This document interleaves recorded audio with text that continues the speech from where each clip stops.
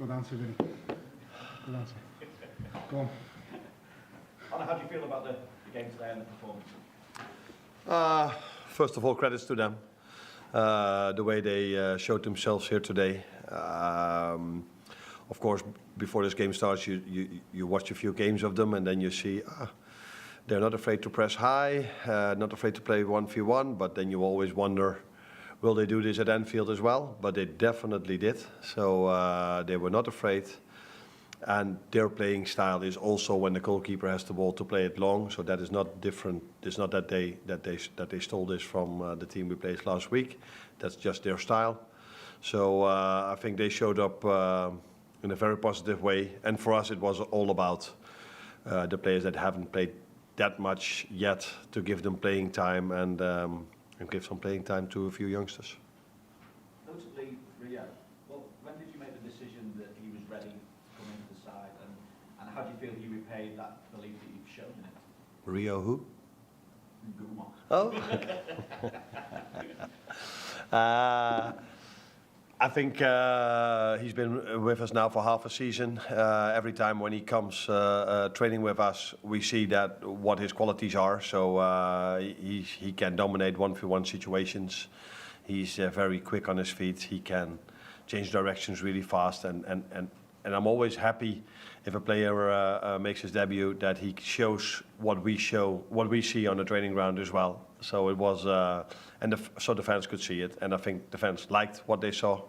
You could feel this in the stadium in the first half already, and when I took him out on the reaction of the fans, I think we could see that they liked what they saw as well. So special day for him, making a debut, win, and he will sleep well tonight, I assume. Federico, he looked desperate to score from the moment he came on and finally got his first goal for Liverpool. So what's the next step for him? Yeah, Rio was lucky that Federico wasn't with us in the last 2 days because he was sick. Otherwise, Federico would have started, of course. Now he could play 45, so we could bring Dom 45 minutes, bring him out, and then Federico. I think it's nice to make your debut. And if you've made, for Federico, of course, not his debut, but if you've played for this club already, then you want to score your first goal, especially in front of your own fans. And that's what he did now, so that's a good next step. Let's not get carried away too much, because although I liked the way Accrington Stanley played a lot, it is, in the end, a League Two team. But it's definitely a good next step for him to be available and even score a goal.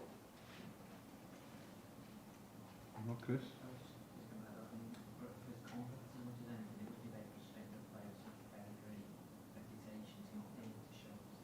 Yeah. That is definitely true. But if a player is fit and he doesn't get the chance to show it, it's also a frustration. So the only moment a footballer how should I say this in English? So the best part of being a footballer is playing, doing well, and winning. And if you don't play because the manager makes different decision or you're not available, that is always difficult for every player, because every player wants to do what he loves most. And even I would love to play still, but unfortunately that is not possible anymore. Thank you. Hi, Arne. Just on Trent, you've obviously had quite a lot of questions about him recently, but can you talk about the quality of the goal? I can talk for hours about that, yeah. Unbelievable. Yeah, I think the biggest compliment Trent could get was the reaction of everyone after the United game. And you look at me like, huh, what are you saying now? Every player around the world, maybe except for a few, have bad games. And that's completely normal. But the moment Trent has a bad game, everybody has an opinion about him. Maybe that has to do with the contract situation. I don't know if that wasn't there, if everybody would reacted in the same way. But maybe it's the biggest compliment that you can get if you had such a great first half of the season. And you don't play a good game against United. That was clear for me, for the fans, for you, for all the analysts who saw the game. But many of them were quite hard on him. And maybe that's the biggest compliment you can get. Arne, just on that, did you feel it was important to give Trent a chance to sort of get out there? Because obviously he's the only player who started last Sunday, starting today.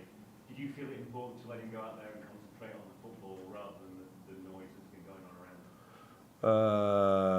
I do think that is important, but that was not the reason to play him. The reason to play him was that Conor Bradley came back from an hamstring injury, and 2 days ago he played his first minutes against Tottenham Hotspur.